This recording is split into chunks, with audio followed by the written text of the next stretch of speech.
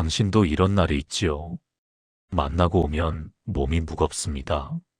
대화는 끝났는데 머릿속에서는 아직도 그 사람 목소리가 떠들고 있습니다. 처음에는 사소했습니다. 한 사람의 뒷담화, 작은 비꼼, 은근한 비교. 너는 원래 그렇잖아. 그 정도도 못 버티면 사회생활 어떻게 해? 그 말이 농담처럼 던져졌지만 당신의 마음은 조용히 찢어졌습니다. 웃어넘겼습니다. 그냥 넘어갔습니다. 예민하게 받아들이면 내가 이상한 사람이 되니까. 그렇게 스스로를 다독이며 또 그 자리에 앉아 있었습니다. 그런데 이상합니다. 당신이 그들 사이에 오래 있을수록 당신도 조금씩 변합니다. 처음엔 침묵하던 당신이 어느 날 고개를 끄덕입니다. 처음엔 거북하던 당신이 어느 날 같이 웃습니다. 처음엔 상처받던 당신이 어느 날 비슷한 말을 내뱉습니다. 그리고 어느 날 밤 집에 돌아와 거울을 봅니다. 낯섭니다. 저 얼굴이 나인가 싶습니다. 오늘 내가 한 말들이 떠오릅니다. 내가 누군가를 흉받고, 내가 누군가를 비교했고, 내가 그 분위기에 자연스럽게 녹아 있었습니다. 그리고 그때 깨닫습니다. 쓰레기장에 오래 있으면 냄새가 옷에 배고, 손끝에 묻고, 마지막엔 그게 내 냄새처럼 익숙해진다는 것을. 두려운 것은 나쁜 사람들이 아닙니다. 두려운 것은 내가 언제부터 그 환경에 적응했는지조차 모른다는 것입니다. 두려운 것은 변해버린 내가 그것을 이상하게 느끼지 않는 날이 온다는 것입니다. 오늘 이 영상은 그 냄새를 알아채는 것에서 시작합니다. 그리고 그 자리에서 조용히 그러나 단호하게 걸어 나오는 것에 대해 이야기합니다. 당신이 어떤 사람인지는 당신이 어떤 사람들 사이에 앉아 있는가가 결정합니다. 그것은 냉혹한 현실입니다. 그러나 동시에 가장 강력한 희망입니다. 당신이 있을 자리를 바꾸면 당신이 달라지기 때문입니다. 영상이 지금 당신의 마음에 닿았다면 구독과 좋아요를 눌러주십시오. 이런 이야기를 앞으로도 계속 이어가겠습니다. 이제 본론으로 들어가겠습니다. 많은 사람들이 이렇게 말합니다. 나도 알아. 그 사람이랑 있으면 힘들다는 거. 근데 어떻게 해? 끊을 수가 없잖아. 맞습니다. 알면서도 못 떠나는 것. 그것이 인간관계의 가장 잔인한 패턴입니다. 그렇다면 왜일까요? 왜 우리는 분명히 해롭다는 것을 알면서도 그 관계에서 빠져나오지 못하는 것일까요? 심리학은 여기에 세 가지 핵심적인 답을 제시합니다. 첫 번째는 매몰 비용의 착각입니다. 경제학에서 말하는 매몰 비용, 즉 이미 지불해버린 비용 때문에 합리적인 판단을 내리지 못하는 현상입니다. 우리는 그 관계에 쏟아부은 시간과 감정과 노력이 아까워서 계속 투자를 합니다. 5년을 함께한 친구가 나를 지속적으로 무시한다고 생각해 보십시오. 이성적으로는 거리를 둬야 한다는 것을 압니다. 하지만 마음은 이렇게 말합니다. 5년인데 5년을 어떻게 버려? 그 시간이 다 뭐가 돼? 그런데 여기서 냉정하게 짚어야 할 것이 있습니다. 그 5년은 이미 지나갔습니다.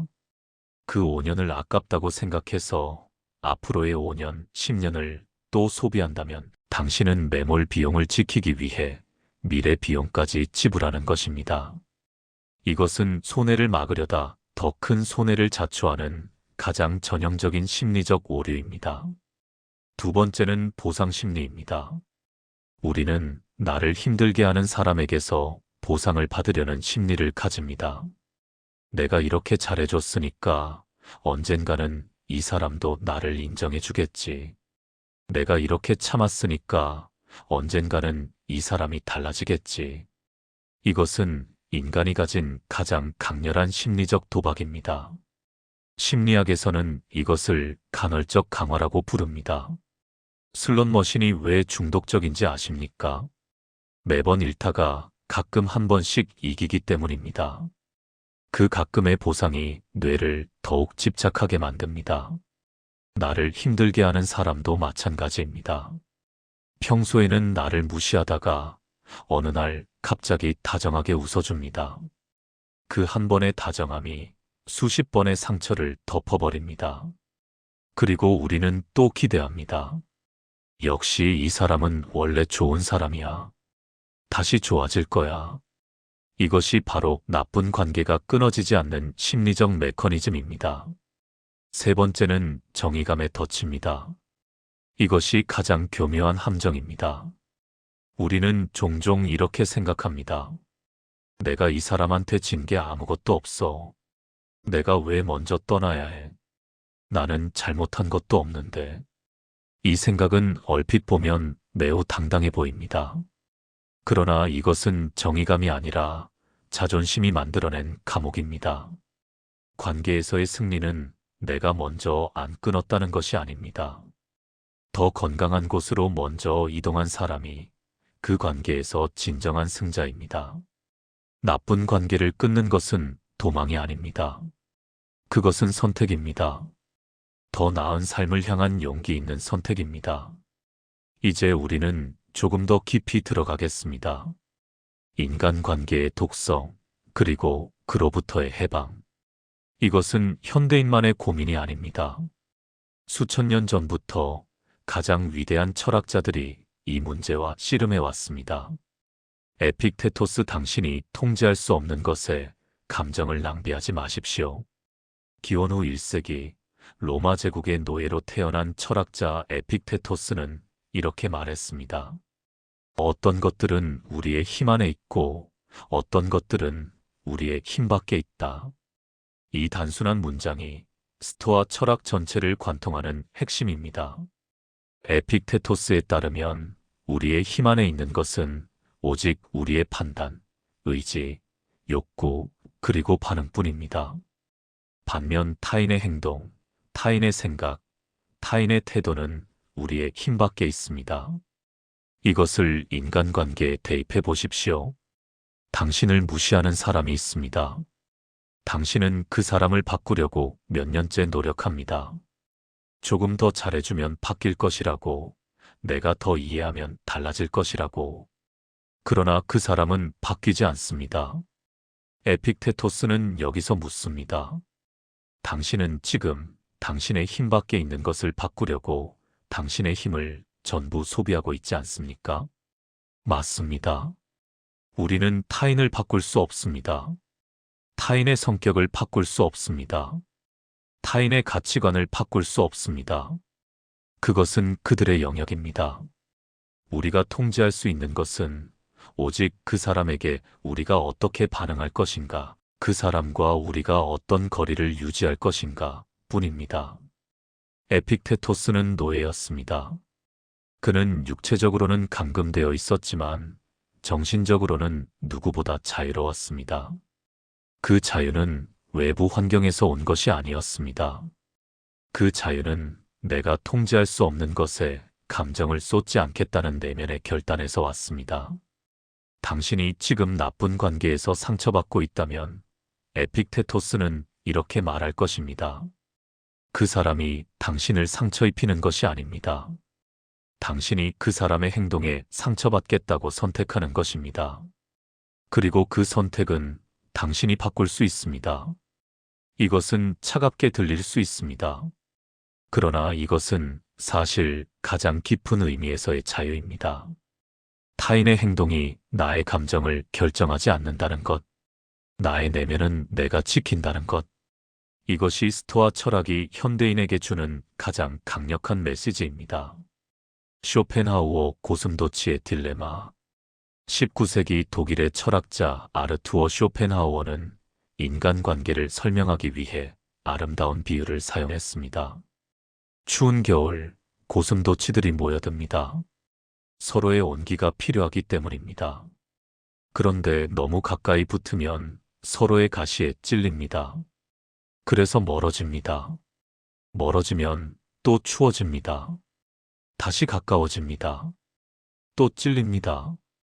쇼펜하우어는 이 딜레마가 인간관계의 본질이라고 말했습니다. 인간은 타인이 필요합니다. 그러나 너무 가까워지면 반드시 상처가 생깁니다. 그렇다고 완전히 혼자 있을 수도 없습니다.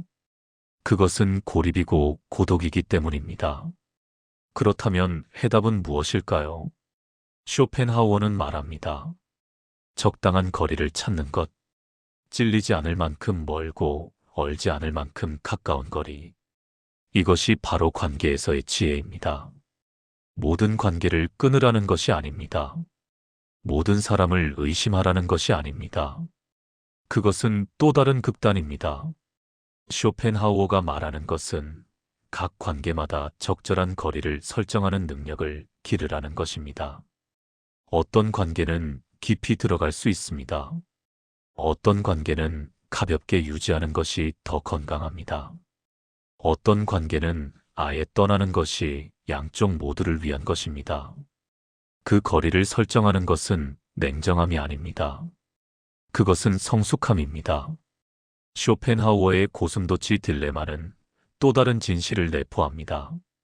나를 찌르는 것이 그 고슴도치의 악의가 아닐 수 있다는 것. 그것은 그저 고슴도치의 본성일 수 있다는 것. 사람도 마찬가지입니다. 나를 힘들게 하는 사람이 반드시 나쁜 사람인 것은 아닐 수 있습니다. 그 사람은 그냥 그런 사람일 수 있습니다. 그렇다면 그 사람을 미워하고 판단하는 것은 에너지 낭비입니다. 그저 적절한 거리를 두면 됩니다. 조용하게, 단호하게. 니체 당신 자신이 되어라. 타인의 가치관이 아닌. 프리드리히 니체는 이렇게 말했습니다. 당신의 양심이 말한다. 당신은 당신이 되어야 한다. 니체의 철학에서 가장 중요한 개념 중 하나는 가치의 전도입니다. 우리가 당연하게 받아들이는 가치관이 실은 우리 것이 아닐 수 있다는 것. 타인의 기대, 사회의 시선, 관계의 관성 속에서 우리는 우리 자신의 가치관을 잃어버립니다. 독성 관계가 무서운 이유가 바로 여기에 있습니다. 나를 지속적으로 무시하는 사람 곁에 오래 있으면 나도 모르게 나 스스로를 무시하기 시작합니다. 나를 초라하게 만드는 사람 곁에 오래 있으면 나도 모르게 나를 초라하게 여기기 시작합니다.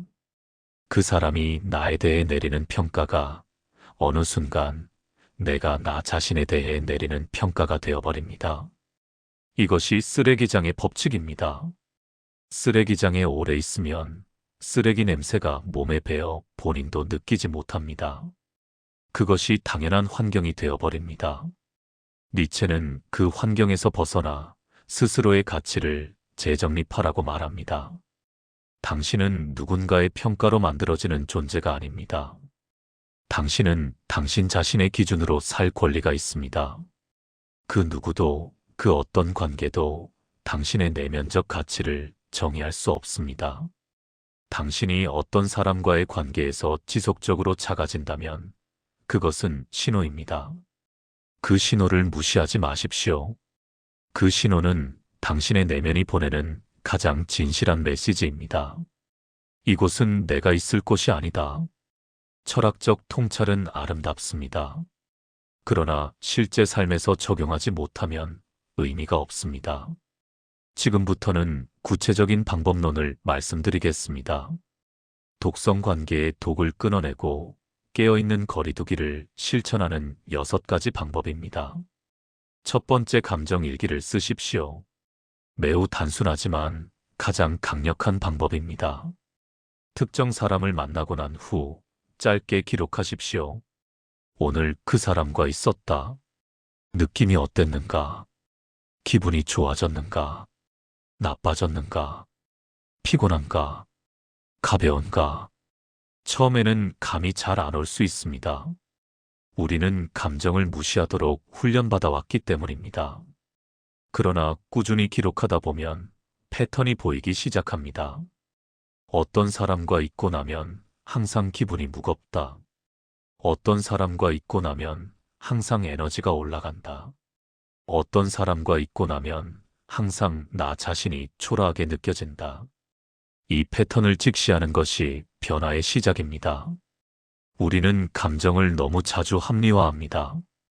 그냥 내가 예민한 거야. 그냥 내가 피곤했던 거야. 그냥 오늘 컨디션이 안 좋았던 거야. 하지만 그 그냥이 10번, 20번 반복된다면 그것은 그냥이 아닙니다. 그것은 데이터입니다. 감정일기는 그 데이터를 객관적으로 보게 해주는 거울입니다. 두 번째, 에너지 흡혈기를 구분하십시오. 모든 관계는 에너지의 흐름을 가집니다. 어떤 관계는 에너지를 줍니다. 어떤 관계는 에너지를 빼앗아갑니다. 에너지를 빼앗아가는 사람들의 특징이 있습니다. 대화의 주제가 항상 불평과 부정입니다. 남들 이야기, 험담, 걱정, 절망. 당신의 좋은 소식을 들으면 진심으로 기뻐하지 않습니다. 은근히 깎아내리거나 그게 잘 될까? 라고 말합니다. 대화가 끝나고 나면 내가 뭔가 잘못하고 있는 것 같은 기분이 듭니다. 그 사람과 함께 있으면 내가 작아집니다. 이런 사람들을 심리학에서는 에너지 흡혈귀 혹은 네거티브 피플이라고 부릅니다. 중요한 것은 이런 사람들이 반드시 악인이 아니라는 점입니다. 그들도 그들 나름의 상처와 결핍을 가지고 있습니다. 그러나 그것이 당신의 에너지를 무한정 제공해야 할 이유가 되지는 않습니다. 비행기 탑승 시 안전 지침을 기억하십시오. 비상 상황에서 먼저 본인의 산소 마스크를 착용한 후 옆 사람을 도우라고 합니다. 당신이 먼저 건강해야 타인을 도울 수 있습니다. 세 번째, 반응하지 않는 연습을 하십시오. 독성 관계에서 우리를 가장 소진시키는 것은 그 사람의 말이나 행동 자체가 아닙니다.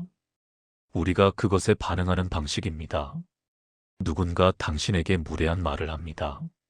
즉각적으로 화가 납니다. 또는 즉각적으로 상처를 받습니다. 그리고 그 감정을 며칠 동안 끌고 다닙니다. 이것이 에너지 낭비의 본질입니다. 에픽테토스가 말했듯 우리는 그 사람의 행동을 통제할 수 없습니다. 그러나 그 행동에 대한 우리의 반응은 통제할 수 있습니다. 반응하지 않는 연습은 처음에는 매우 어렵습니다. 본능적으로 반응하게 되어 있기 때문입니다. 그러나 연습을 통해 이 능력을 키울 수 있습니다. 방법은 이렇습니다. 누군가 당신을 자극하는 말이나 행동을 했을 때 즉각 반응하지 않습니다. 3초를 멈추십시오. 그 3초 동안 스스로에게 묻습니다. 이것이 내가 반응할 가치가 있는 일인가?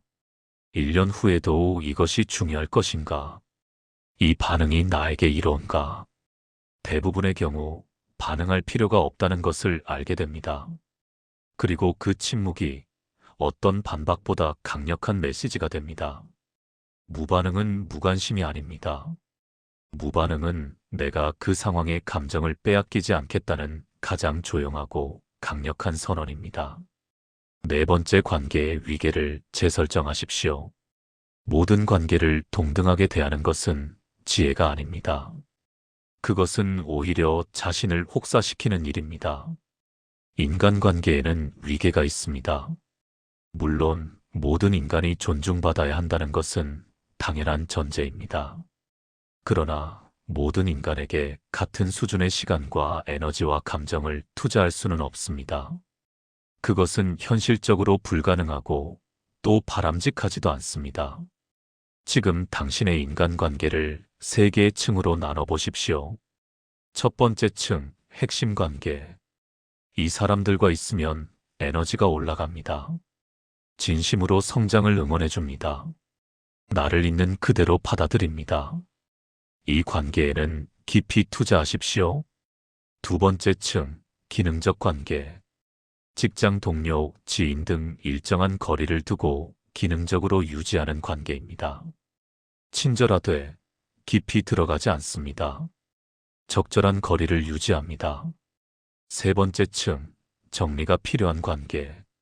만날 때마다 에너지가 소진되고 나 자신이 작아지는 관계입니다. 이 관계에 대해서는 냉정하고 용기 있는 결단이 필요합니다. 이 위계를 명확히 하는 것만으로도 당신의 일상적인 에너지 소비가 크게 달라질 것입니다. 5번째, 경계선을 언어로 표현하십시오. 많은 사람들이 경계선을 설정하지 못합니다. 이유는 2가지입니다. 첫째, 경계선을 그으면 나쁜 사람이 되는 것 같은 죄책감. 둘째, 어떻게 표현해야 할지 모른다는 기술의 부재. 경계선은 공격이 아닙니다. 경계선은 방어입니다. 상대방을 밀어내는 것이 아니라 나 자신을 지키는 것입니다. 그리고 경계선은 매우 간결하게 표현할 수 있습니다. 그 이야기는 저와 하기 불편합니다. 저는 그런 방식의 대화를 좋아하지 않습니다. 제가 그 부분에서는 도움을 드리기 어렵습니다. 이 짧은 문장들이 처음에는 매우 어렵게 느껴질 것입니다. 그러나 반복할수록 자연스러워집니다. 그리고 이 문장들을 말할 수 있게 될 때 당신의 관계 패턴 전체가 달라집니다. 경계선을 존중하지 않는 사람은 그것 자체가 그 관계의 수준을 보여주는 것입니다. 경계선을 존중받지 못했을 때 우리는 더욱 명확하게 거리를 둘 이유를 얻게 됩니다. 6번째, 좋은 환경으로 의도적으로 이동하십시오. 독성 관계를 떠나는 것만으로는 충분하지 않습니다. 좋은 환경으로 적극적으로 이동해야 합니다. 인간은 환경의 동물입니다. 우리는 주변 사람들의 언어와 태도와 가치관을 무의식적으로 흡수합니다. 성장에 집중하는 사람들과 함께 있으면 나도 성장하게 됩니다. 감사하는 사람들과 함께 있으면 나도 감사하게 됩니다. 꿈에 대해 이야기하는 사람들과 함께 있으면 나도 꿈을 갖게 됩니다. 쓰레기장에 있으면 쓰레기 냄새가 배듯 꽃밭에 있으면 꽃향기가 납니다. 의도적으로 좋은 환경을 만드십시오. 성장하는 커뮤니티에 들어가십시오. 당신을 성장시키는 책을 읽으십시오. 당신에게 에너지를 주는 사람들과 더 자주 만나십시오. 이것은 도피가 아닙니다. 이것은 당신의 삶을 설계하는 것입니다. 가장 적극적이고 능동적인 자기 관리의 형태입니다.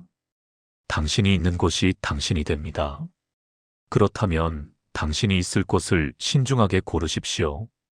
이 영상을 여기까지 보셨다면 당신은 이미 무언가를 알고 있는 것입니다. 변화는 큰 결심에서 오지 않습니다. 변화는 작은 인식의 전환에서 시작됩니다. 나는 지금 어디에 있는가? 이 관계가 나를 어디로 데려가고 있는가? 나는 어떤 사람이 되어가고 있는가? 이 3가지 질문을 스스로에게 던질 수 있다는 것, 그 자체가 이미 깨어있음의 증거입니다. 관계를 정리하는 것은 차갑고 이기적인 일이 아닙니다. 그것은 당신이 당신의 삶에 책임을 지겠다는 가장 성숙한 선언입니다. 모든 사람에게 사랑받으려 하지 마십시오. 그 노력이 당신을 지치게 합니다. 대신 진정으로 당신의 성장을 원하는 사람들과 깊이 연결되십시오. 꽃은 꽃밭에서 핍니다. 쓰레기장에서 핀 꽃도 아름답지만 그 꽃은 너무 많은 에너지를 오염과 싸우는 데 씁니다. 당신은 꽃밭에서 피어날 자격이 있습니다. 오늘 이 순간부터 딱 한 가지만 실천해 보십시오. 당신의 에너지를 가장 많이 빼앗아가는 관계 하나를 떠올리고 그 관계에서 딱 한 걸음만 물러서 보십시오. 거창한 선언 없이 조용하게, 단호하게, 그리고 나서 느껴지는 그 공기의 차이를, 그 가벼움을. 당신의 인생은 당신이 선택하는 사람들로 만들어집니다. 마지막으로 당신에게 한 가지 질문을 남기겠습니다. 지금 당신 곁에 있는 사람들은 당신을 더 나은 사람으로 만들고 있습니까? 이 이야기가 오늘 당신의 마음에 닿았다면 구독과 좋아요가 이 채널을 계속 이어가는 힘이 됩니다. 다음 영상에서 다시 만나겠습니다.